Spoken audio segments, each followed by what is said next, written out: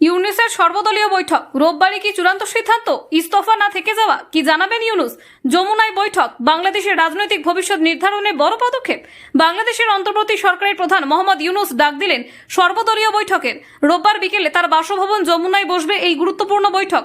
জুলাই মাসের গণ অভ্যুত্থানের পক্ষে থাকা সমস্ত রাজনৈতিক দলের একজন করে প্রতিনিধি আমন্ত্রিত হয়েছেন সেখানে।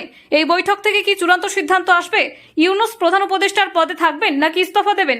সম্প্রতি একাধিক বৈঠকে ইউনুস স্পষ্ট করেছেন সংস্কারের সুযোগ না পেলে তিনি পদে থাকতে আগ্রহী নন। উপদেষ্টা পরিষদের বৈঠকে ক্ষোভ উগরে দিয়ে তিনি বললেন, দেশের জন্য কিছু করতে না পারলে তার পদে থাকার কোনো মানে নেই। সেই মন্তব্য সামনে আসতেই দেশ জুড়ে শুরু হয়েছে জোর জল্পনা। সোশ্যাল মিডিয়া জুড়ে তার ইস্তফার দাবি, আবারও ঢাকার পথে পথে তার সমর্থনে পোস্টার। বিএনপি জামাত দ্বিধায়, তারা চায় দ্রুত নির্বাচন, কিন্তু ইউনুসের পদত্যাগ নয়। ইউনুসের টানা বৈঠকের পর রোববারের আলোচনায় স্পষ্ট হবে বাংলাদেশের ভবিষ্যৎ রাজনৈতিক রূপরেখা। আপনারা দেখছেন গ্রামীণ বাংলা নিউজ।